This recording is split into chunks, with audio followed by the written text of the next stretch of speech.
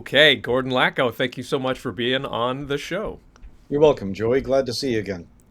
Nice to see you again. Okay, so real quick, let's just do a little intro, who you are, what you do, and I'll get into how we met. Great. Well, my name's Gordon Laco. I live in Midland, Ontario, in Canada. And when people ask me what I do, I look at them and I think, which part of my life will they most easily understand? So, in part of my life, I outfit historic sailing ships operating out of museums or as school ships. I own a business that imports Epifaunus yacht coatings from Holland. That's paint and varnish for any kind of boat. And I am an officer as an honorary captain in the Royal Canadian Navy. And well, I guess what brought us together is I do historic consulting on films, some of which I'm very proud of. Others, I just held my nose and took the money. Sometimes we all do that, so you're in good company. And you and I met in Halifax last year for We did. Fleet Week. I was working with World of Warships at Wargaming, and we got the chance to do a little interview.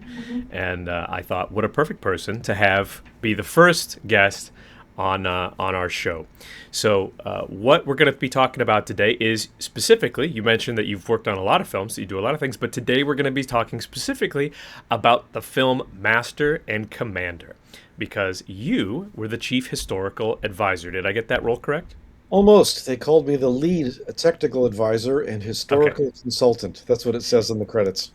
got it. Thank you. Okay, so how about we go ahead before we go ahead and talk about the movie, before we do anything else, how can people find your work or work with you in the future if that's something they want to do? Well, if the people Google my name, Gordon Laco, my very primitive website will come up, and you'll see a list of filmography on one side and a description of my marine business on the other side. And of course, also what'll pop up is lots of stuff like what we're doing. So I'm relatively easy to find. Very good. Thank you. All right, let's jump right into the movie. I'll just go ahead and give a summary real quick of the movie. For those of you that don't know Master and Commander, I'm just going to say this right now. Spoilers. There will be plenty of spoilers. You should probably have seen the movie by now. It's been out for a long time. It's very good. So to summarize the movie, essentially what happens is in Napoleonic Europe, a small British frigate is charged with stalking and then taking as a prize a much larger French man of war. That is the plot and the idea of the movie as condensed as I can possibly make it. So, and we'll get into the rest. But would you do us a favor? Give us an idea of the scope of your role and then the depth of your involvement, please. Sure. Well, my first interface with the film was supplying rigging for the rebuilding of Rose, the ship that 20th Century Fox had purchased to shoot the on the water parts of the film in. That grew to being invited to teach the principal actors how to look like naval officers and train the Royal Marines how to look like Marines. And at that point, there was a meeting with the movie's producer, Duncan Henderson, who sadly passed away a few years ago, which I thought was going to be an exit interview. I'd only negotiated leave from my regular job for 4 weeks. I'd been 6 weeks down there, and I thought I was going home. And in the course of that meeting, he asked me, "What do you think we're going to miss when you're gone?" And it was one of those points in your life where you give an answer that changes your life. And what I said was, everybody in the historical world wants to work on your film. Your department heads are spinning in a circle with a blizzard of good advice coming.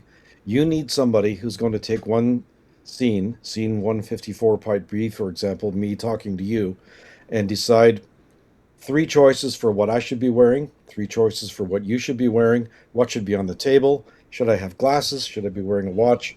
Give the director a few good choices for each thing, help him decide, and then once the director's made his decision, tell everyone to shut up and move on to the next scene. And he said to me, "Would you stay and do it?" And I thought for about a quarter of a second, and I did. You know, it's that's so funny. That's fantastic. That gives me so much hope for my own future in terms of how you can carve out a role. But it kind of reminds me of how Drill Sergeant R. Lee Ermey got himself into the role of the drill sergeant in Full Metal Full Jacket. Metal It's a Jacket. Yeah. similar sort of, hey, like, I'm here to help, but really you need more help, and I'll Right. do it. So, well done. That's a heck of a way to talk yourself into a Well, more of a job there. it wasn't Um, just like a lightning bolt, though. That was Master and Commander was my 12th production, and there was about 10 years of hard slogging, making low budget TV shows and a couple of movies before that. So I did spend a lot of time learning my trade.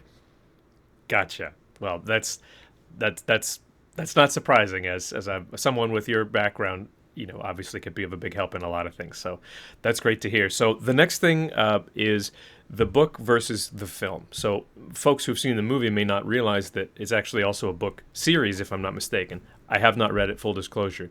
Um, did that factor into your historical advising at all in terms of was it at all your responsibility to determine faithfulness to the book, or was it mostly to remain faithful to history? Or do I have that completely lopsided? No, it was all those things. I knew the novels very well. I'll still say my favorite literature in fiction. There's 20 books. Number 21 was partially finished and was published as a reproduced manuscript. I knew the books well, and Dr. Stephen Maturin is my favorite character in fiction. Jack Aubrey was a damn good naval officer who I admired as a naval officer myself, and I knew the books well, and I knew the ships, and I knew the history. So my job was to help John Colley, who wrote the script, and Peter Weir, who co-wrote it with him, massage the spirit of the novels into the books, into the film rather. Peter said something absolutely remarkable in one of the interviews that we were having when the film first came out in '03, and that was 24 years ago we made this film. He said, when you pick a good book up to turn it into a screenplay, all the words fall out. And I listened to that and I thought, God, that's brilliant. Because what happens in every film I've worked on is the author may have spent 2 or 3 pages describing what someone's thinking. We've got to do that in the film with color, sound, music, and about 3 seconds of expression on the guy's face. There's no Yeah. narrator. And Russell Crowe was a supreme actor getting that sort of thing across. But my job was to try to help the director tell the story by mining the series of books for nuggets that we could put into them. I know some people found that disturbing, but a book isn't a movie. They're not the same thing. A book is Yeah. better, and we had to reach to find what we needed to help people understand what the story was. And things changed in it, some of them Certainly. dramatically. It's just a different it's a different medium, and having worked in film and on TV myself in a limited capacity, I can say that it's true that a book has a different narrative arc, a different pacing, a different structure. Yeah. You can pick it up and put it down at your leisure. Therefore, the attention span requirements for reading are different than that of a movie. A movie needs to keep you for an hour and a half to 2.5 hours, and if it doesn't, it fails. So it's certainly a transposition process that can oftentimes ruffle feathers for folks who said you lift this out of the book or what have you. So, well, let's get right into it with our first clip, which is going to be the ships.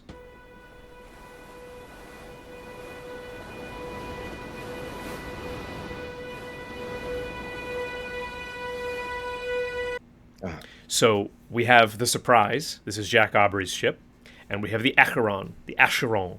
My French is going to be horrible. Would you? These ships are the homes of the two crews. You only really ever see the Surprise, which is Jack Aubrey's ship and the people on it, but you feel the Acheron. You feel the Acheron there the whole movie. So, would you give us an idea, please, of the classes of vessels and what that means for the time period, and maybe speak a little of the time period as well, if you would. okay. Well, first thing, when we name ships in the Navy, we never say the. Surprise is surprise, Acheron is Acheron. We don't put the in front of the name, generally speaking, especially if her military prefix, HMS in this case, for His Majesty's ship, is part of her name. Surprise is an elderly frigate. She's a 28 gun frigate, which in her day 25 odd years before the action in the story took place, was normal for a frigate. But as happens in wartime, that class of ship was getting larger and larger and more powerful. So she's obsolete. That's why she's referred to as an elderly man of war. She was an old ship. There really was an HMS Surprise. She was named that because she was recaptured from the Spanish on the famous Spanish Main in a cutting out expedition after a terrible mutiny. She was a small ship, but a good sailor, and she was considerably older than any warship would have been that was still in service of her size at the time. Acheron is basically copied from the American ship USS Constitution. She's way too big to be a privateer, but we wanted her to be a larger vessel because we were copying an action that happened in real history where a small English warship managed to take a very much larger American foe. Uh, it happened often enough that the Navy became cocky about it to their detriment, but we were following real history in that. And Constitution was a perfect vessel for us to take scans of and replicate on one side as a set and then animation in the film. Why is she too big to be what she's replacing? Well, there's a story behind that. Shall I plow into it? Please. Okay. Well, a privateer is not a pirate. A privateer, back in the day, was a licensed man of war. If you happened to own a vessel and you were facing bankruptcy because trade wasn't happening due to the war, you could apply to the government for a license called a letter of marque to go to war on behalf of your government and take prizes, sell them back to your own government, and thereby keep your business going and incidentally help with the war effort as well. So we've imagined in that story that a consortium of French ship owners who were facing bankruptcy due to the blockade in the Napoleonic Wars in France banded together, bought obsolete military equipment, obtained a letter of marque to go and raid the English whaling fleet in the Pacific Ocean. They could have made a fortune if that was successful. And guess what? It really happened in history. The real story was an American frigate named Essex was dispatched to raid the English whaling fleet in the North Pacific or Central Pacific Ocean. And the English Secret Service got wind of this. The only vessel they could send after her was a small elderly frigate that happened to be in Gibraltar, and she was off in pursuit and didn't catch up with the American ship till they were in the Pacific Ocean. That ship's name was HMS Phoebe. Hmm. And so all that really happened in history. That's what O'Brien used in the novel as is the model for the action he wrote, and that's what we followed in our story. And it's worth pointing out that even there, the actual story, as was written, was a British frigate taking on an American man of war, not French. But Yeah, but there's a reason why we changed that. And the obvious one that I see on the internet all the time, and I'm sure it was part of the deliberations before I joined the project, is that they were afraid they couldn't sell a movie in which the Americans were the bad guys to the American public.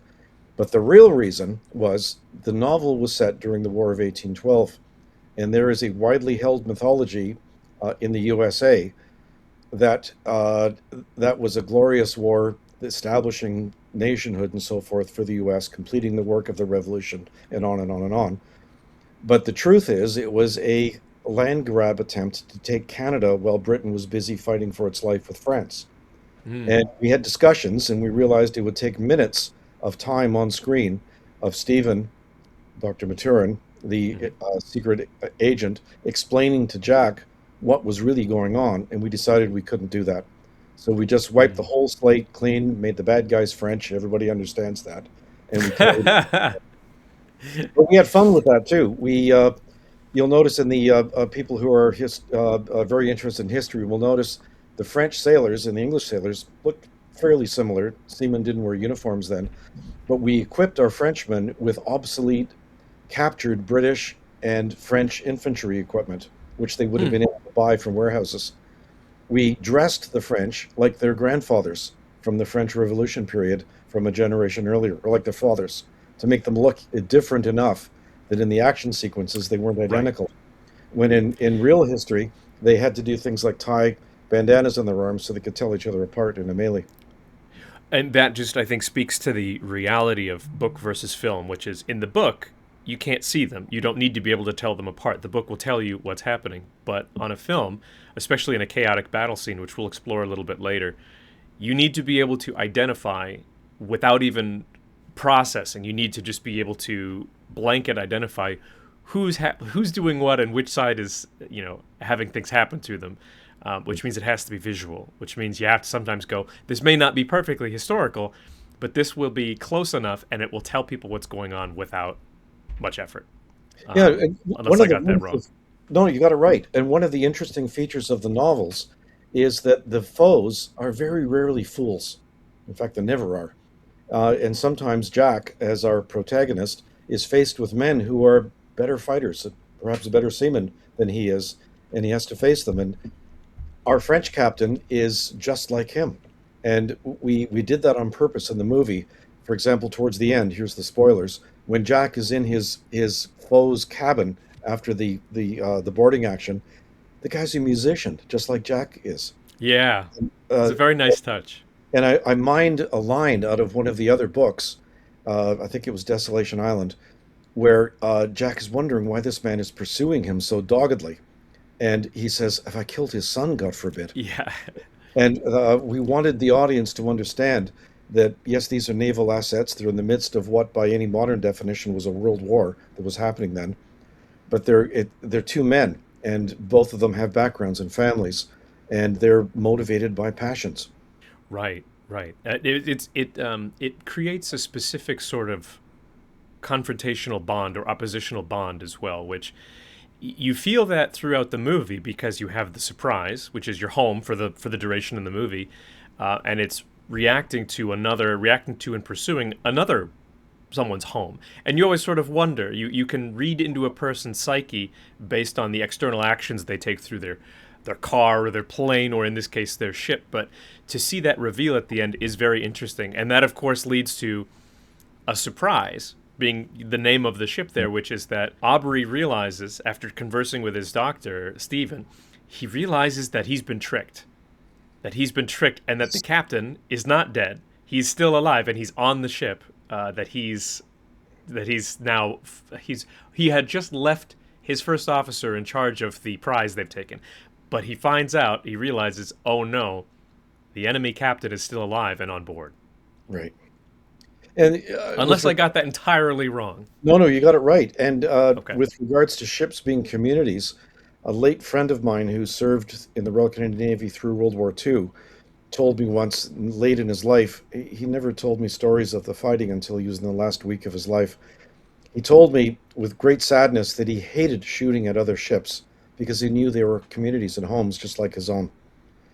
Aircraft and submarines, he was ferocious, but he hated shooting at other surface vessels because he knew that he was inflicting destruction and mayhem on vessels that were just like his. Yeah, yeah, and that's a harsh reality. Um, Speaking of harsh realities, let's talk a little bit about the actual combat that occurs between ships of this time period. You mentioned the War of 1812. We talked about the Napoleonic Wars. These are these are wood, these are sail, and these are cannons that we're working with here. So, would you speak to us a little bit about the setup of a ship, of each type of ship, of a man of war, of a frigate, and then what does that mean in terms of cannons? What does that mean in terms of speed, size, and uh, yeah, like I guess cap it off with what does a cannonball do when it actually impacts a ship? When you shoot your cannon at another ship, what is your intention? What's your goal? Sure. It was not the same as people assume today. Henry Shrapnel, by the time of our story, had invented the exploding artillery shell, but they were not generally being used at sea. They were considered too dangerous to the firer as well as to the vessel that they were shooting at. Mm. The main purpose of cannonading in battles was either to disable the other vessel so it could be boarded, or to disable its crew so it could be boarded and taken. Sinking another vessel was a very rare thing. In fact, it was counterproductive in a way because if you sank and destroyed the other vessel, you weren't bringing home a prize that could make you all very wealthy. So the point of gunfire was either to disable the rig or disable the people manning the ship, and there were various projectiles used for those purposes. By the time of our story, which we set in 1805, even though it was 1813, I believe, in the novel, it was long established that the main armaments of warships would be along their sides. Very little gunfire could happen ahead or astern. People think that's puzzling, but with understanding of what weapons were like then, it made damn good sense. So guns were capable of fair accuracy ashore, but not at sea. And we learned that when we were making this movie, or relearned it. We took guns of all the right calibers. Every time you see a gun fired in the film, from a large heavy carronade to a broadside gun to a musket or a pistol, and we fired them on ranges live and recorded the sound of the shot in flight, and recorded the impacts that the various projectiles made. Oh, wow. Okay. So we found that contrary to what people assume, on a 1,200 yard artillery range in northern Michigan, we could put shot a few inches or a foot above a microphone 1,000 yards out. Well, that's if we had 5 minutes to aim and the platform's not moving and the target's not moving. Back in the day, the ship's moving, both one the gun is on and the target, and there was no mechanism in the gun carriage to track and follow a target as the ship moves nowadays. In World War II and World War One, there'd be men with cranks following it back and forth. Today, that happens by computer actuated hydraulics and electrics. So if a gunner in 1805 wanted to hit a target that was 1,000 yards away, ashore he could do that. But at sea, he'd be looking at the ship coming, moving along. He'd be looking down the gun, standing 8 feet behind it, so it didn't hit him when it recoiled. Looking at the man holding the lanyard or the trigger mechanism for the flintlock to fire the gun. And as his own ship is rising and falling, he says, "Ready, ready, ready, fire." There's a delay. The lanyard gets pulled or the linstock is put down. There's another delay, long or short. There's a flash and the main charge goes off. And by then, the gun may be 10 degrees off aim due to the ship's moving. Or if he said fired too early or too late, the target has moved across. That's why they couldn't hit things far away, generally speaking. So what was important was massing artillery and firing at close range.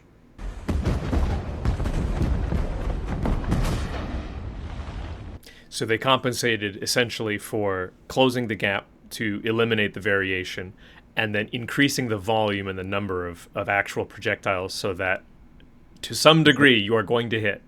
Yes, there was a gunner in the War of 1812 named Philip Broke, later Sir Philip, who broke the USN's winning streak on ship-to-ship actions off Boston. And he developed what in World War II was called harmonizing his guns. And Hmm. what he did was spend a day with his gunners on a quiet day off Boston during the blockade and put a boat 400 yards off his ship, and then personally aimed every gun at that boat and nailed strips of wood on the deck. There were very low, flat battens. He built a wooden gun sight on his quarterdeck and harmonized that, also aimed at the boat 400 yards away. So, in effect, he could aim his whole ship at that target.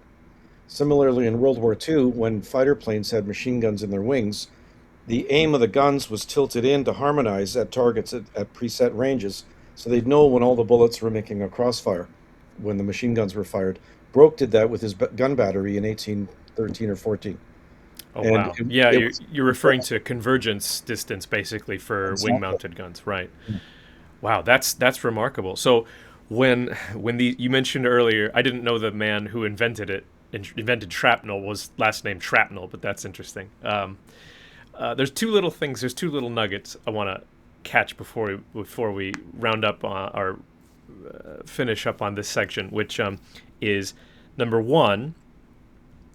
You mentioned, you say fire. The person actually saying fire comes from the reality that to fire these cannons, at least at one point, meant you had to apply fire to either the flintlock or to the powder charge that was in there. Correct? On the uproar! Fire! No, only in bad movies. Okay, can you clear that up for us then? Because I hear Yeah. people go back and forth about this, about like Oh, what, sure. where did the term like fire actually come from? Well, it comes from give fire, which is an infantry term for firing your firearms. And a firearm, of course, uses an explosive charge, which is basically a very fast burning powder, black powder. The For hundreds of years before the time of our picture, in fact, from the advent of firearms, say we're looking at the late 1300s, it was well known that holding a torch and using that to light a gun was so damn dangerous, nobody would ever do it. It's just too dangerous. So what they used to do on land installations was you would use a orange or red hot piece of wire to ignite the powder. That's much safer. Mm. You can hold it away, or use a slow match on what's called a linstock, which is a special piece of wood to hold it. Imagine something like a sash cord impregnated with a chemical so it smoldered like the end of a cigarette. Hmm. And that would be kept glowing, and that was used to light the guns. By the time of our film, progressive gunners used flintlocks, and that was almost instantaneous and quite reliable. In fact, in the novels, there's discussion about that. Jack doesn't trust these newfangled flintlocks, so Oh, really? he often keeps a slow match burning by the guns. So if the flint fails, they've got a second way to fire. The old habits, I suppose, is would be the term for, if you don't trust the newfangled technology, you keep the old part in the old faithful in your back pocket, I suppose. Yeah, well, in my life outfitting historic sailing ships, sometimes because modern sailing ships aren't sailed by tough young men willing to be worked to death for the good of the ship, we like to bring everybody home after every voyage. We change the rigging sometimes to make it safer and easier to use. Well, sometimes that runs against the grain with regards to what people hope for in authenticity. And I said once in a meeting, how many traditional riggers does it take to change a light bulb? And they all looked at me, and I said, here's the answer: change? What do you mean, change? They don't like change. But seamen are traditionally quite conservative, and that shows in the books. Sure. Well, then, I guess finally, before we move on, I want to talk about the weather gauge. This is a key moment in the film where Stephen, who is our doctor, who sometimes acts as a fish out of water character for us to have folks explain. He asks about the weather gauge, and he kind of gets a smarmy look from the rest of the officers, who's kind of like, okay. Um, How can you not know this after so many years at sea? I know. I was mowing my lawn yesterday, and I was kind of thinking about the episode, and I thought, why wouldn't he know that? Like, is this his first voyage? Why wouldn't he know what the weather gauge is? But I'm not here to judge. I'm not here to judge the man. The man operated on himself in the in the picture as well, so he's made of stout stuff. But would you mind giving us an idea of what the weather gauge is, and I guess how it applies to the age of sail versus more modern, or World War II is really the major defining point. So the weather gauge. Yeah, so weather gauge in the age of sail involved being to windward of your foe and therefore having a commanding position. It's very similar to, in World War II, a fighter aircraft having altitude over his opponent. You can dive on him and gain speed. You've got the initiative. You can decide when you're going to attack and when you're not. You can get away more easily if you want. It's a controlling position. So that's the weather gauge as it's in its simplest form, as Jack is about to describe, with red wine on the tablecloth that upsets Yeah. Killer. Uh, Could I could I yeah, could I wrap that up? Would it be okay to say that it essentially, the weather gauge describes who has the advantage of natural energy, meaning the yeah, natural energy that comes with wind, yes, or the natural energy that comes from altitude and therefore gravity. Because you made a good reference to planes having altitude, meaning they have potential energy stored, which means they can right. dive and then they can use that energy to then climb again. Whereas a plane below them has to slow climb to store that energy. It's the same Right. concept, right? That's right. You Got it. could imagine the sea as being a slope. Downwind is downhill. So it's easy Mm. to go that way. It's not easy to go the other way.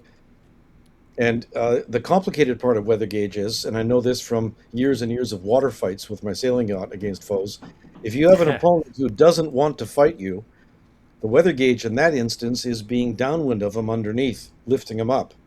Because sailboats can't go against the wind very well.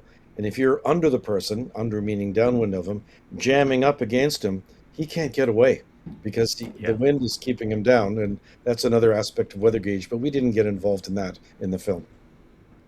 Yeah, Weather there's a brief mention of it, but it means a controlling position, and got although it. the circumstances change. And I think he describes in the film that the weather gauge essentially means he who has the weather gauge has the advantage. The initiative, Initiative, that's a better right? word. Thank you. Excellent. Let's move on. The next clip that you won't see, I'm afraid, but the audience will see, is I going to have seen them a be. few times. I was. Have you seen the movie, Gordon? By the way. Actually, I'll throw something in here just a minute. Sure. Back when we made this film, it was not possible to transmit large files over the internet, which was relatively primitive then. So when we were in the editing stage of the film, post-production, I was in the studio a lot, but sometimes I was home here in Midland. So they would FedEx me tapes, some of which I kept, with my name watermarked on the screen. My mother thought that was very impressive, but I said, Mom, that's not there to honor me. That's there so they know who to skin if this gets out. Exactly. That this is yeah, this is the responsibility name. This is not Right. a Not an honor. Uh, pasta. So they'd phone me while I was in front of my TV with the clicker and say, okay, time trace XXX. What's he saying in that scene, and what should he be saying? And then they'd send me a new set of tapes, and I always sent the tapes back because, of course, they're dynamite valuable. Imagine a Russell Crowe movie's scenes being leaked a year before it comes out. But Yeah, yeah. I did keep the last set. I was talking with the producer, Duncan, and he said, "Okay, have you sent him back?" I said, "No, Dunk, I haven't." He said, then there was a long silence, and he said, "Are you going to?" And I said, "Nope, but they're safe." Perks of the job, I suppose, right? Well, that's fascinating. I wonder if anybody else knows that at this point, but he obviously he knows. But so I want to move on, and I want to talk about the men. Yes, So the film is specifically notable because you really get to know these men. You get to see what their life is like. You get to see what their values are like. You get to see what their constitution is like, and you also get to see some very dark sides of what it means to be a sailor. yeah. So that's what I want to look at right now. I'd like to know what kind of man becomes a sailor in the Royal Navy around 1805. I want to know about the officers and the sailors, Right. class and birth, and I'd like to know about discipline, the camaraderie, and the chain of command. That's a lot. So let's just start with Okay. what kind of man becomes a sailor in 1805 in the Royal Navy. Generally speaking, professional seamen. There's a mythology that the Royal Navy was a concentration camp for imprisoned men. There were times when as many as 20% of a ship's company were there against their will, either impressed or drafted, as they'd say in the States today. Yeah. But most of them were professionals who chose that profession. It was a tough life, but it was better to be a seaman in a royal warship than to be a poor man in Bristol, England on the street, or a farm laborer, or a man in a merchant ship with a bad owner who wasn't going to pay him. Mm. People chose the Navy as careers because they knew they'd get paid. There were acts of parliament deciding what rates they were paid at, what quality of food they got, access to a doctor, which you wouldn't get ashore, or a surgeon, or in a merchant ship, Hmm. generally speaking. You had to serve not at your whim, but at the need of the nation. And not everybody wanted to go, and they could never get enough men, so they had to press them sometimes. But generally speaking, they were professionals who chose the career. Camaraderie was generally very high. It was a tough service by our standards. I've been in the military myself for quite a number of years. I know what it's like to live under tight discipline. It's not always nice. But there was a war on, and the men were very proud of the role they played in defending their nation. Yes, there were problems. There were occasionally bad problems, and we know a lot about those because when they did happen, they resulted in very significant court cases and investigations. For Hmm. example, in the 1790s, the whole Royal Navy had a sit-down strike, and we know exactly what they complained about, and we discussed that when we were shooting our film. They did not complain about flogging. They did not complain about the press. What they complained about was pay in arrears, a few bad officers they had who they felt were beneath their standards as leaders. Imagine that, and leave ashore. They Wow. did not complain about all the things that characteristically, in commonly understood popular history, people think made life bad. They don't. I was telling the production when we started this film, we're talking about the food. Well, nobody had a fridge at home ashore either, so the food they ate was generally better than you had at home, and more of it. But the food at home wasn't that good after a long time away from Sure. resupply either. That's very interesting that the things they chose to complain about were not, What you think? yeah, they were not immediately sort of tangible discomforts or tangible offenses. They were broader scale elevations, i.e., the ability to get some off time, Yeah. but more importantly, the leaders. You said they had some bad leaders of these are beneath us. We don't want to follow these because these guys are either they're not higher status in terms of their behavior or their competence, and we're not going to. Which that's a great way to lead into officers versus sailors, class and birth, and maybe the distinction between officers and sailors, because that plays a huge part of the film. Yeah, the Georgian England definitely had class separation, far more than we understand today. It was just a fact of life. It was like two races living together. The officer cadre were generally educated young men, with a very few exceptions, women masquerading as men. They were, yeah, they were groomed for their careers from an early age. The Royal Military College was just beginning to teach ashore, but traditionalists like Jack thought the only way to learn was to go to sea at age 12 and learn through experience. Unlike in the army at the time, you could not buy promotions, whereas in the army you had to buy your promotion. Mm. Promotion was purely by merit and skill. And yes, a little pull with friends in high places certainly helped significantly, but promotion was by merit. They were a profession of supermen, is how I described them to the production, and I still think of them today. They were people who lived their whole lives at sea, only spending weeks or months ashore between commissions. We don't have sailors like that today, generally speaking, under sail. They were proud of themselves, as the men were, who they led, and in a well-run ship, and I've described this to ships companies today in the modern Navy, the seamen owe their officers obedience and respect and expertise in their trades. The officers owe equally courage, leadership, and good judgment to their crews. And if those two things aren't balanced, there's trouble. And wherever there was famous trouble in history, it's where the two things weren't in balance. And Well, our film is not really about the war. It's about people living in the ship, doing their jobs. It's about loyalty, friendship, and comradeship, and duty. That's what it's really about. that's a great point because earlier when we started, I mentioned that the film is about a small British frigate chasing a larger French man of war. But I heard all the people in the comments going, "That wasn't what it was about." You guys are right. The film was primarily, I would say, it was about the relationship both between the crew and the officers, but also about the captain and his best friend, the doctor. We'll get to the captain and the doctor in just a little bit because I think it's worth exploring in a section all of its own.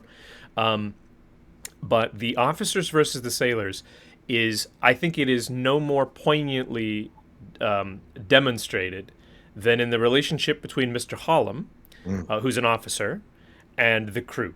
Right away, you actually become. I want to say he's the instigating point at the beginning. He makes his first mistake. Mr. Hallam makes his first mistake when he fails to beat to quarters, i.e., to alert the ship when he thinks that there might be danger. And then he kind of goes on a series of smaller mistakes, smaller missteps that, as a young man first watching the film, I didn't actually quite understand. And so maybe I'll lead in with this, and then I'll leave it to you, which is the first time you really become aware that the crew doesn't like Mr. Hallam is actually because they're singing, the crew, the seamen are singing, and the officers are watching and smiling. And then Hallam joins in this very nice, sort of very polished manner of singing. We hope in a short time to see you again. What a wonderfully true voice Mr. Holland possesses. Yep. And the crew are sort of like not impressed. In fact, they're almost a little scornful of it. And there's some joking around, but that's when you realize, oh, there's a conflict here. And again, as a young man, I didn't quite understand why. So maybe you could start there, and we'll explore Hollum's relationship with authority. Let's say that. Yeah, he's Hollum in that instance betrayed. He didn't understand his role on board. He's not one of them. He's not one of the ship's company, or what a landsman would call the crew. He's separate. He doesn't belong with them. He doesn't play with them. And that's a very important separation that happens in the culture on board a vessel.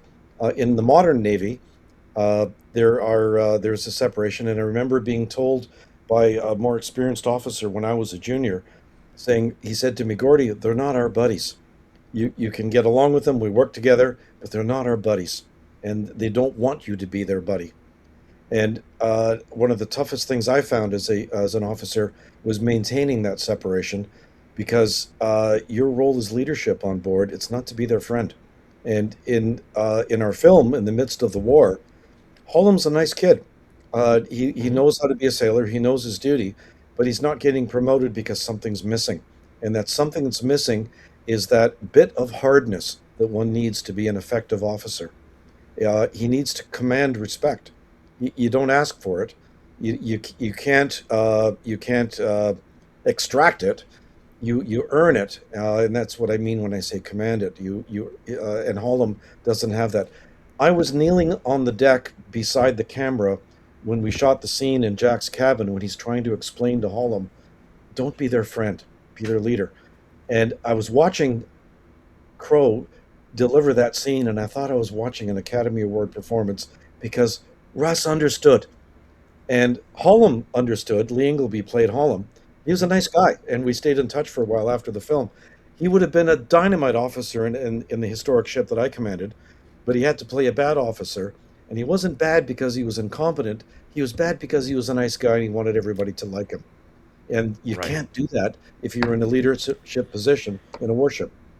Yeah, it breaks down the discipline of it breaks down the discipline of the crewmen expecting and trusting and believing that the leaders who are guiding them are hard enough to know and make quick decisions with confidence. I want to say that that's a big part of what's underneath, because this is really a fascinating aspect of the film, and this is what's, I think, at the heart of the film, is this relationship and this trust. I want to say that trust. So because of the nature of this podcast, I really would like, if you don't mind speaking for another minute about why it is that a crewman will actually be unhappy or be disrespectful or disparaging or distrustful of an officer that wants to be his friend. I think that's the core of that. What does a crewman gain by keeping that expectation?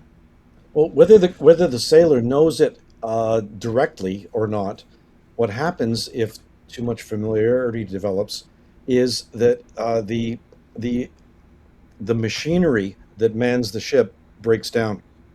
Whether a sailor in 1805 could describe this in words or not, he knew that in combat, or even when the ship was in danger in weather or whatever, the officer had to spend his life sometimes, that the moment might come. But he had to believe that if the officer had to do that, he would do it as economically and wisely as possible. But they knew that in wartime, it's all about people getting hurt and things being broken. The crew had to know that their officers would make those decisions judiciously. And if the guy's a buddy, I might say to you, we need more help on that bowsprit. Out you go, mate. And the bowsprit's going under every third wave. And you look back at me and you think, Christ, I saw that guy drinking beer the other night. He's an idiot. I don't want to go. Well, if we're two friends on an equal footing, you might debate that with me and the ship might be lost. If the machinery was working properly, you go and you think about it afterwards, and you have to trust that the officer knows what he's doing. And he's perhaps earned that trust with the way he leads. So then this leads us to the fate of Hollom. The very sad thing is that Hollom ends up taking his own life, but he does so in a self-sacrifice manner. He does so because he starts to feel as though he doesn't fit, which he eludes himself. Actually, I'm sorry, he doesn't elude himself, but the crew start to believe that he's a Jonah. Yes. And for those, again, at the time when I first watched it, I actually didn't quite know what that meant. The film explains it a little bit, but why would he think that he's a Jonah and therefore a curse on the ship? Could you give us some of an idea? Like how superstitious, I suppose, are folks these days? Well, in those days, people were quite superstitious, and we showed that in the film. Imagine Hollom. He's probably close to 30 years old. I don't know if we actually said that in the film, but that's what I wrote for his backstory. He's not been promoted several times when the opportunity should have come. He's really passed the envelope where he's going to advance. So he's got a mark on him already that there's something wrong with him as an officer. Many men continued and became bosuns or ship's masters and so forth despite that.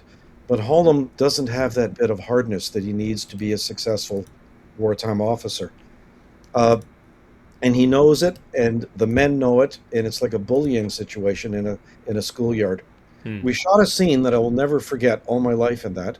At the end of a long day of shooting on the set in Mexico, Peter Weir asked myself and a couple of other people, Lee Ingleby and one of the Marines, to stay behind. And of course, Peter was very polite. And when he said that, of course, you say yes. So Yeah. he asked me, he said, what color would the interior of a water butt be? And the water butt, of course, is the small cask the drinking water was in for the men to use.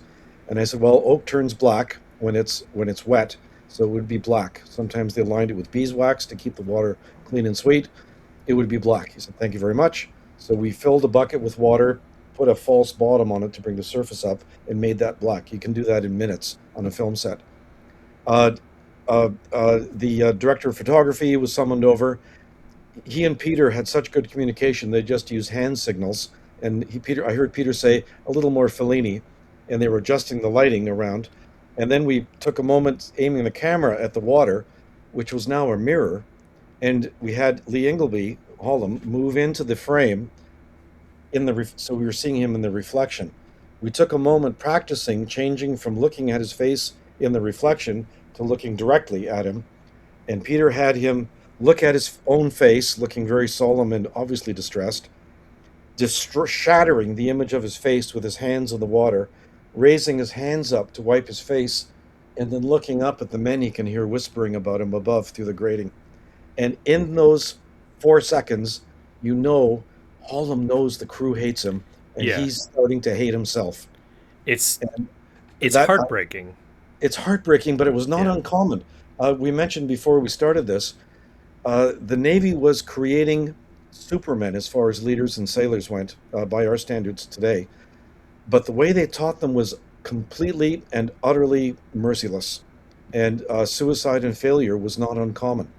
And we decided, although it's not in the novel, we decided to depict that in the film to show the immense pressure those young men were under.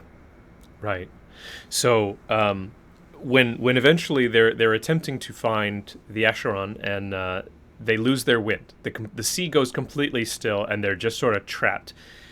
You could say it's one of the low points of the film in the story where their hope is starting to dwindle and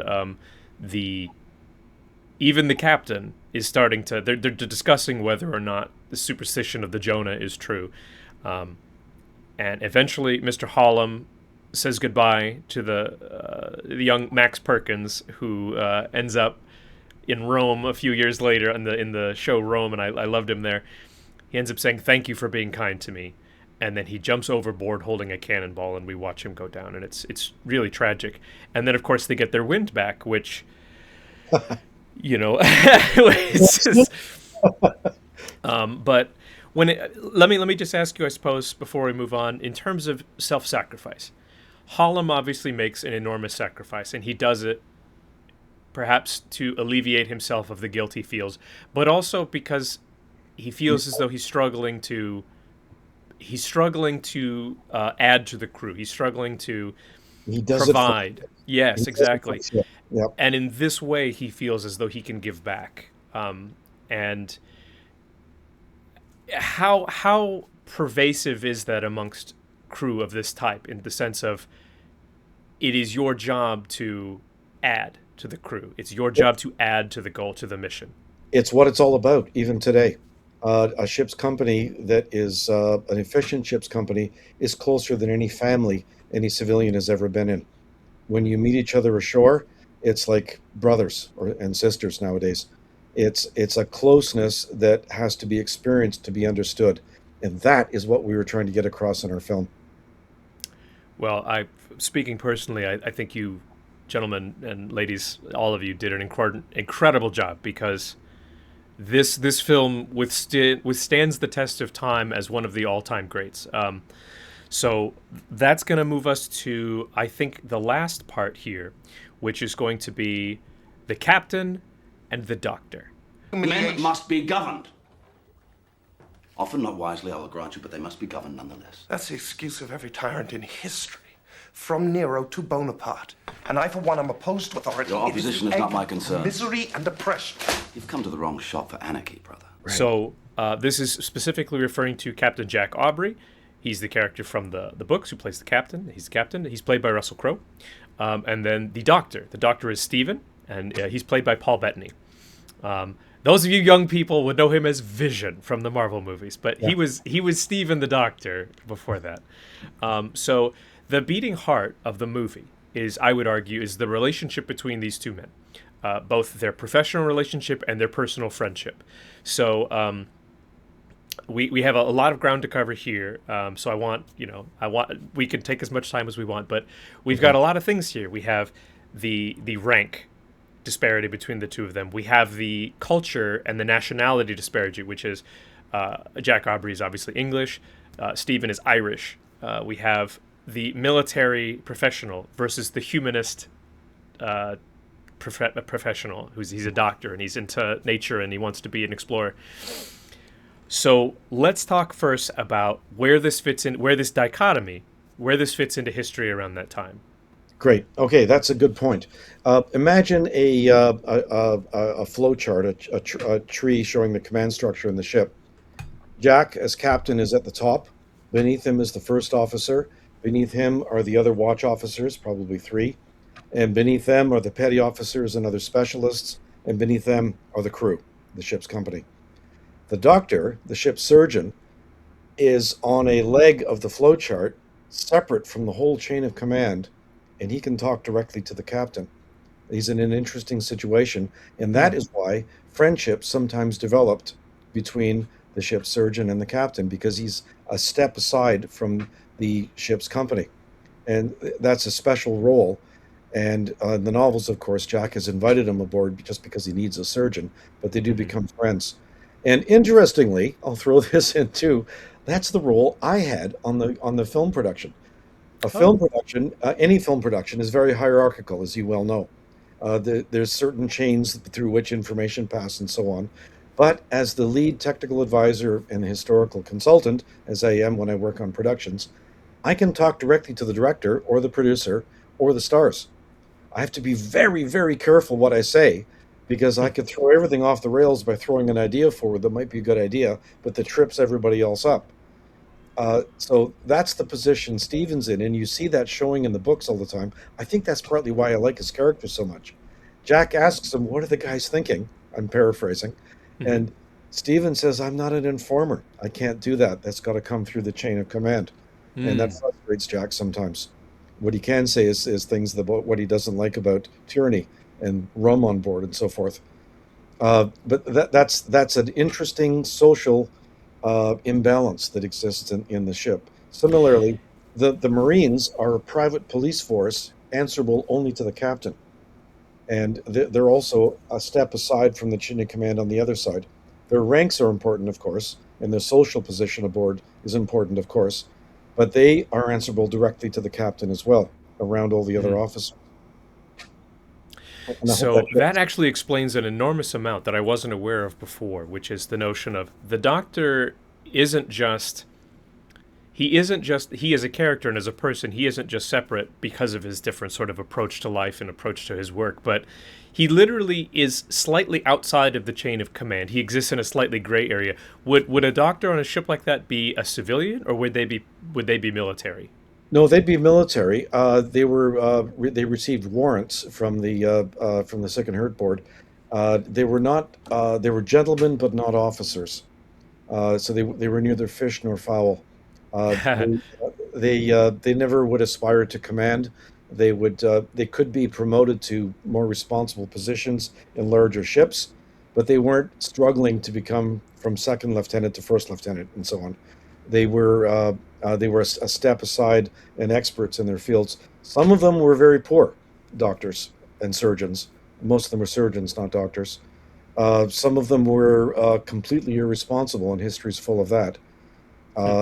They weren't the captain's buddy, but if they were, it did happen, and it was a useful position to have on board, where the captain was otherwise in solitary magnificence, unable to talk to anybody. And I think in one of the novels, O'Brien actually has one of the captains say, "It drives men mad live in such solitariness." Yeah. Yeah. Well, and that, we see a lot of that in the movie, obviously, of these men struggling with sometimes they struggle with themselves, sometimes they struggle with their circumstances, sometimes they struggle as a group, sometimes they struggle individually. I'd like to discuss the struggle that the Doctor has. I want to say it, I want to phrase it that way, because obviously Jack and the Doctor have, they're obviously good friends. They play music together, which is it's one of the nice sort of side steps the movie takes. You'll sometimes see the Doctor and the Captain playing music together, which is lovely. It's a lovely departure from the rest of the ship. But they also have conflict, and they have conflict often about how men are to be disciplined, how men are to be governed. And there's a very famous line there: men must be governed, often unwisely, I grant you, but governed nonetheless. So can we discuss a little bit about the nature of their conflict, the humanist versus the military professional? Would you be able to speak on that a little? Yeah, I could. That was back in 1805. That would have been a fairly incongruous conversation. What we did in those scenes was allow the 21st century to bleed into their century a little bit. We wanted to cater to the audience's understanding of how people should live and let Stephen ask those questions like we might have if we were there. It's probably not likely someone in the time would have asked those questions. They would have just said, "That's the way the universe runs. That's the way it is." That's very interesting.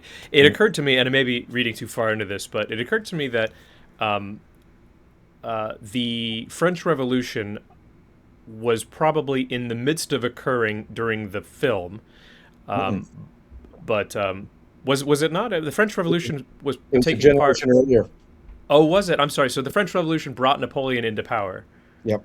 Okay, my mistake. So at least Well, no, the collapse of the government after the revolution led to Napoleon taking power. Okay, There was a lot of time there, a whole generation.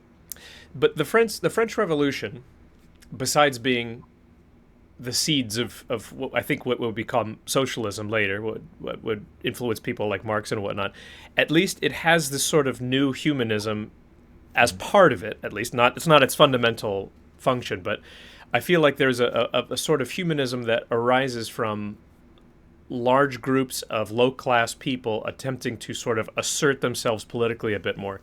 I don't know if maybe I was reading too far into it, but the way that the Doctor spoke, to me, sounded like a bit of like a French revolutionist in that regard. Am I way off the mark there, or is there some amount of congruence?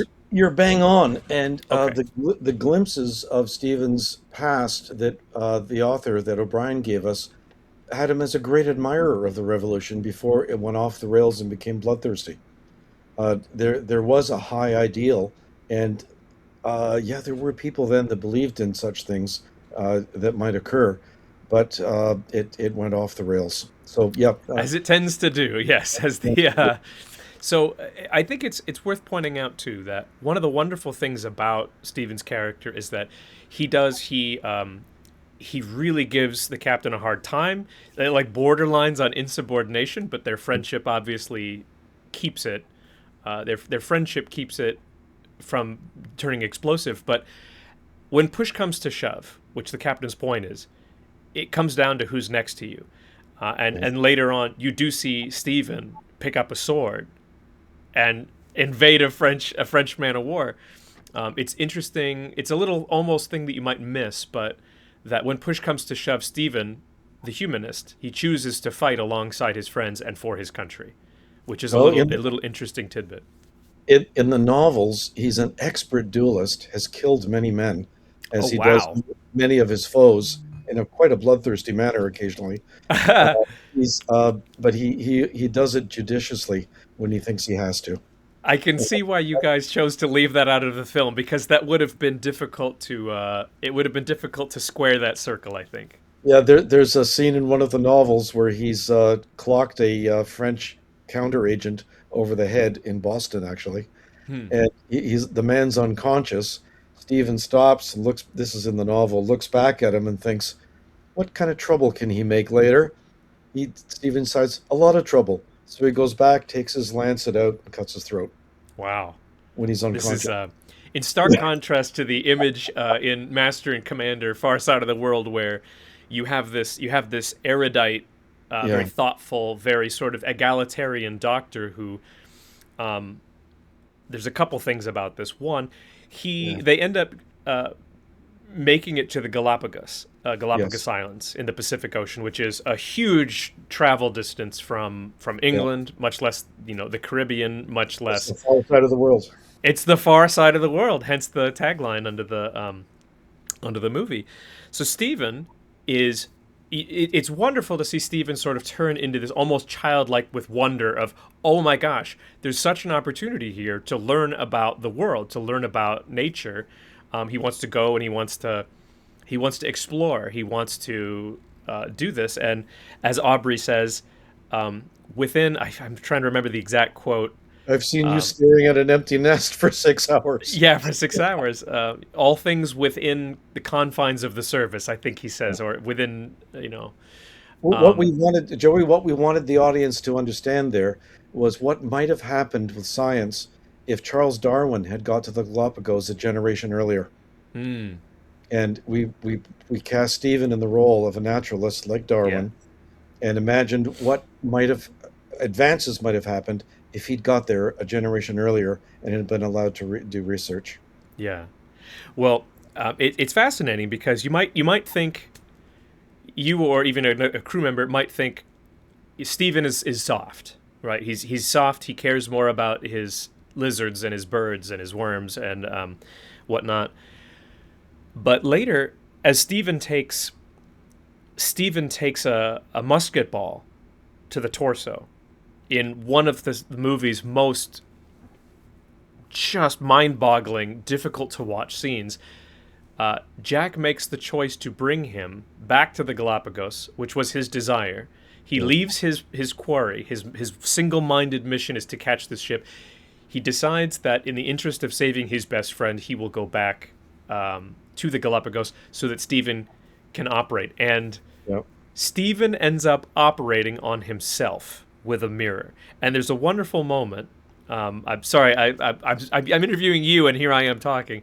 There's a wonderful moment when Stephen says to Aubrey, who's holding the mirror, and he's sort of averting his eyes because it's just watching his friend operate on himself is so difficult. He says, "Are you okay?" Are you all right?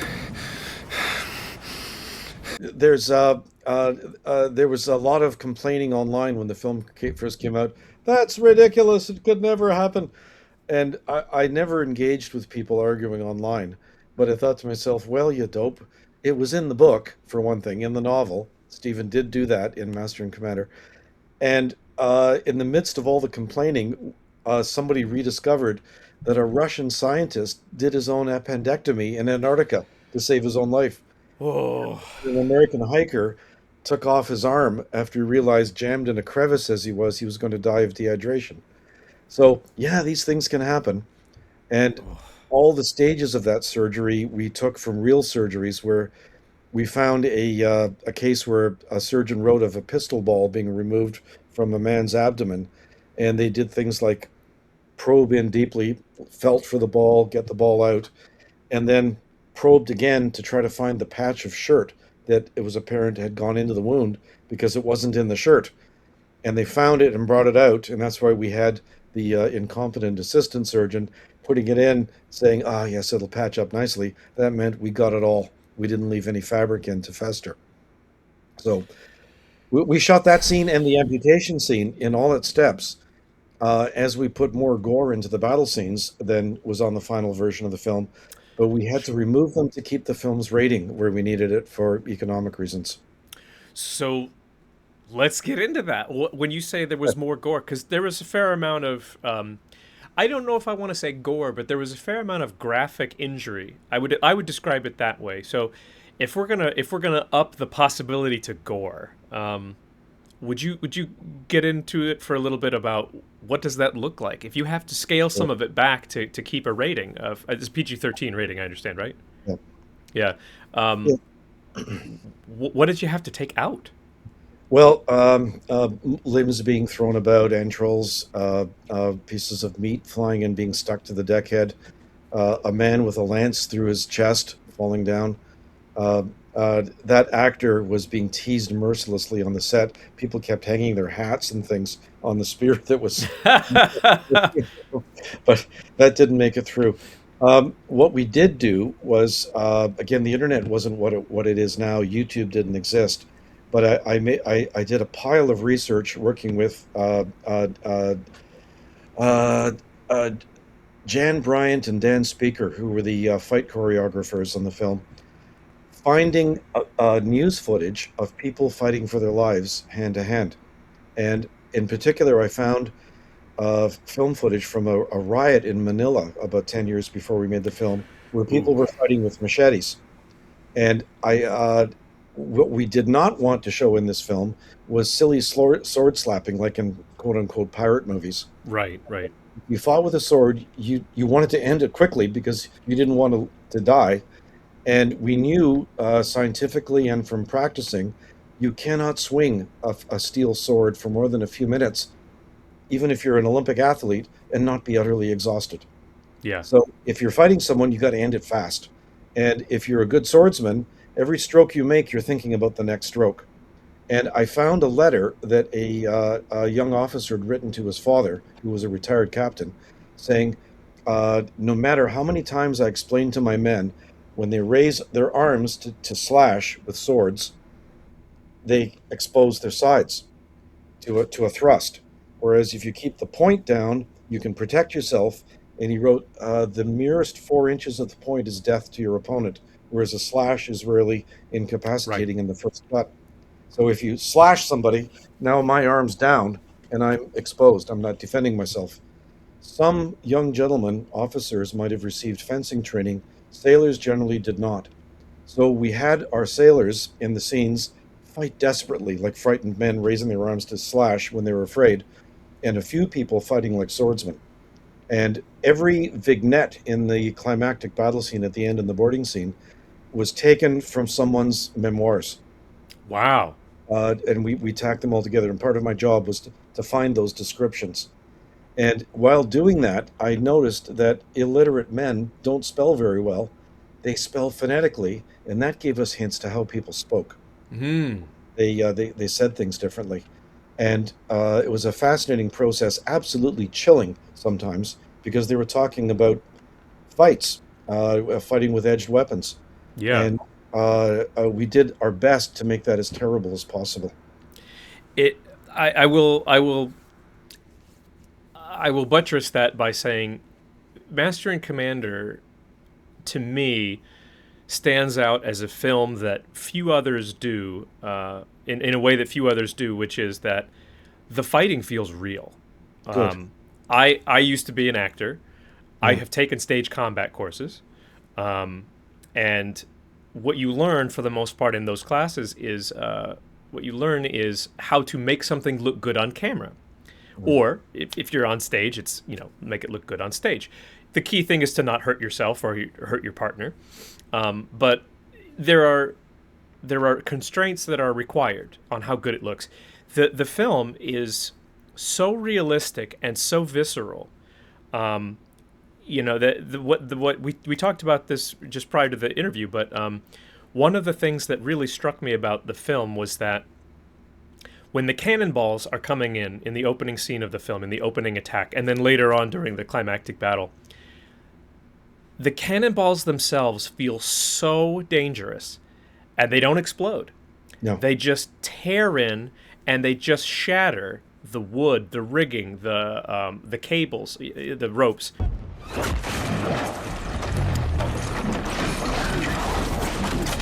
Everything, the amount of energy released when they come through is just, it's really jarring and really shocking. And as we were discussing, since these are not shrapnel shot, and they're not explosive shot, what are these cannonballs actually doing that's causing so much death and destruction? Well, I'll start with a parable, I guess, from the production. I was given a morning with the 40-odd stuntmen we had to indoctrinate them into what weapons did in those days. And what I did not want was these people to not respect the weapons of the Napoleonic Wars. So when they're all assembled in the room, I held up a 9-pounder cannonball, the real thing, a round shot. Americans call them cannonballs. And I said, this is a 9-pounder round shot. And I tossed it down the classroom floor. So imagine crash, bang, bang, bang, bang, down the concrete floor. Somebody stopped it with his foot. And I said, if we were standing on the deck of HMS Surprise and that ball passed between me and you, we'd hear it go by. And I was going to play them a tape for that, what that sounded like. But if it didn't touch us, it wouldn't hurt us. However, if it came through that wall and out that wall at just under the speed of sound, it would kill everyone in this room. And I had their attention. And then I said, who can tell me what kind of gun Dirty Harry carried? And they named the firearm. And I said, nobody carried anything that light into a fight in 1805. And I tossed a musket ball to the guy in the front row. A musket ball is an ounce of lead. You can hurt somebody if you throw it at him. But I just tossed it, and he was very surprised at the weight. So the weapons were terrible. People have always done their best to hurt each other. And that's what I wanted them to understand. We used video footage that was shot by the Erie Maritime Museum on Lake Erie in near Cleveland, where they'd done experiments firing 24-pounder round shot through an authentic reproduction of their historic ship, USS Niagara. We had to rent a videotape from them back in 2002. Today it's on YouTube.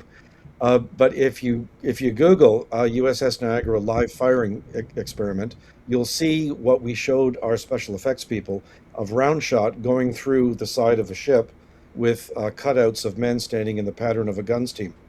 And that's what we tried to replicate in the film. And well, the result you get is splinters and shrapnel. Yes. And if you were a tanker, for example, this would be called spalling. So even if a tank shell doesn't actually penetrate the tank armor, it creates such a force and a shock when it hits the armor that the inside of the tank wall will jet off pieces of metal at high speed, which can injure or even kill crew members. Here you have a 24-pounder, or I guess in this case a 9-pounder that you held. This is traveling just under the speed of sound and impacting into wood, sometimes thick wood, sometimes thin wood. Sometimes it's hitting metal on the way. It's hitting pieces of the rigging, or it's hitting things, and it's transferring that energy into whatever it hits, which then just flies off into anyone that happens to be nearby. And that's how the majority of maritime injuries are going to happen in a combat, right? Yeah, that is correct. Absolutely correct. Wow.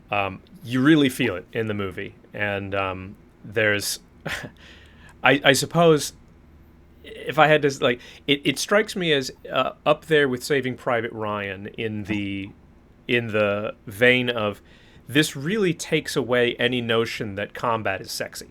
Good. You know, it's visceral, and you almost feel guilty after watching it, in the sense of... Joey, that's a good point. When the movie was launched back in those days, they would have media scrums, and I traveled with Crow, the producers and the director, and some of the principal actors, to London and so forth, in various places in Los Angeles to premieres. And we did media scrums where they'd set you up in a hotel room with a backdrop behind you, a camera in front of you, Reporter comes in, slaps the videotape in there. Stopwatch starts. They have 7 minutes to interview you. Next Right. person, and go for hours doing that. An interviewer came in, and the first words out of her mouth were, "How does it feel to have had a significant role to play in a film that glorified war?" And I said, "I don't think we glorified Well, that's war." a leading question. Yeah, and then she humphed at me, and then she said, "What do you think would happen if a war were declared and no one showed up to fight?" And I said, "Well, then the bullies would win, and we can't have that." And she harumphed again, and she was just opening her mouth, and the producer put her clipboard in front of the camera and said, "Right, done, out." Um, she had a Well, yeah. presupposition, and I'm not sure she'd seen the film. And if she did, she didn't understand what we were trying to portray. I am not a journalist, Gordon, but I will take a casual swipe at the Overton window of journalistic standards these days, which is oftentimes folks come in with they come in with an ideology that they are attempting to validate rather than attempting to discern some wisdom or to generate knowledge that we can all benefit from. That is not what I'm hoping to do. You touch on something there, which is the notion of how do you feel about glorifying war. I it, I would in no way, shape, or form say that Master and Commander glorifies war. I would say that what it does do is it glorifies discipline. It glorifies the efforts of those who go to war and conflict. And she had to have not seen the film because the very argument at the core of the relationship between Aubrey and Stephen is one of whether or not it is ethical in some way to conduct war, and it's ethical to command men, and it's ethical to... I think you could even reduce it to Stephen's argument was one of a socialist position of he was arguing against hierarchy in general. Right. And Aubrey, believe it or not, it's funny to look back on it because Aubrey doesn't necessarily argue that hierarchies are good, more that they are inevitable. Right. And that because they are inevitable, you do away with it at your own peril. Right. And I think that, it's easy nowadays. I feel like that woman, if she were arguing with us here, she would say, well, why does there have to be a hierarchy, perhaps? And it's like, well, it's not that there has to be one, it's that there will be one, no matter what. We will arrange ourselves into hierarchies. And, a sorry, generation go ahead, earlier, a generation earlier during the American Revolution, there was a British officer named Ferguson who invented and developed a breech-loading rifle. And the British outfitted a regiment of men with the famous Ferguson rifle. And it was fast-firing. It was not a muzzleloader. It was a flintlock, but not a muzzleloader. And there was a moment when Ferguson was with one of his men, and within range, he saw a senior American Revolutionary officer, pretty certain it was George Washington, and some of his aides. And one of Ferguson's men was drawing a bead on him with the rifle, could have killed him. But Ferguson pushed his gun down and said, "It is not we said, we, the senior officers, are the professionals here. Without leadership, armies are mere mobs brawling without purpose." And that was the attitude they had toward warfare then. It was a profession.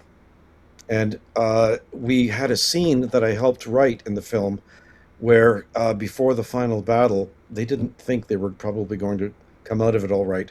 And we shot a scene where Jack is talking to Stephen, who was going to be down below in the Orlop performing operations.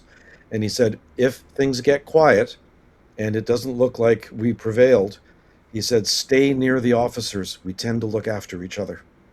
Because there's a period at the end of combat where the killing continues.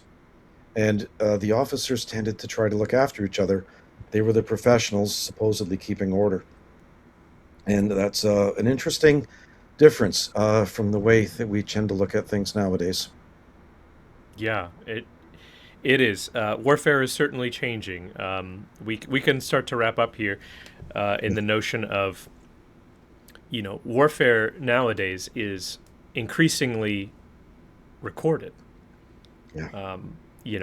Specifically referring to the war that's been going on in Russia and Ukraine over the last 4 years now. There is a new reality that I think folks, even common I say common folks, that's terrible. That's not what I mean.